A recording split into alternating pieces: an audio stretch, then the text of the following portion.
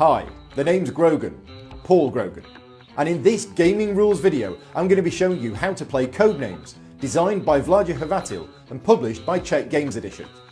In Codenames, two rival teams of spies must try to make contact with their own agents who are out in the field operating undercover.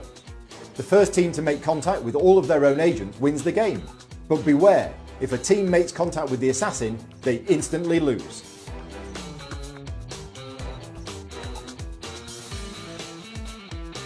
Players divide into two teams of roughly equal size. One member of each team is the spy master, and they sit at one side of the table. The other players are the field operatives, and they sit across from the spy masters. Place the agent cards, the bystanders and the assassin nearby. Randomly choose 25 of the codenames and place them in a 5x5 grid. Then randomly choose one of the key cards and place it into the stand so that only the spy masters can see it. The key corresponds to the grid on the table and tells the spy masters which of the codenames are the blue agents, the red agents, the innocent bystanders, and which one of them is the assassin.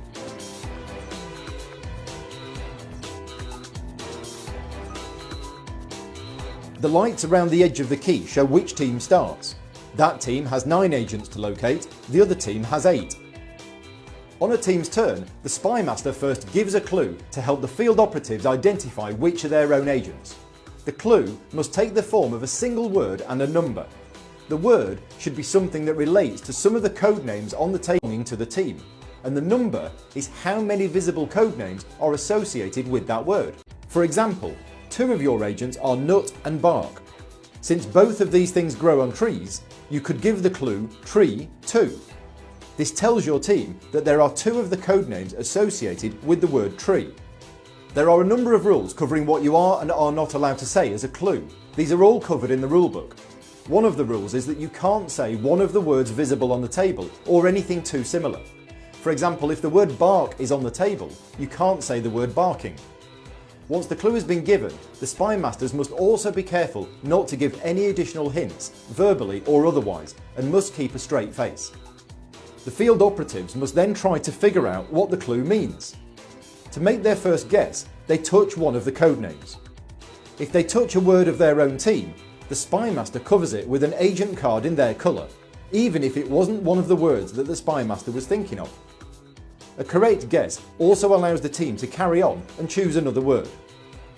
If, however, the operatives indicate an innocent bystander, their turn is over, and the codename is covered over with one of the innocent bystander cards. Worse yet, if the operatives touch an agent of the opposing team, their turn is also over, and the codename is covered with an agent of the other team's colour, bringing them closer to victory.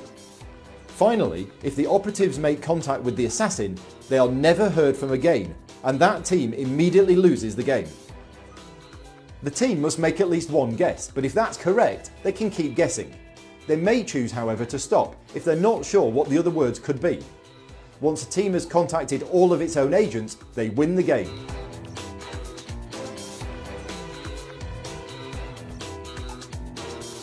The red team starts and the spy master gives the clue suit 2.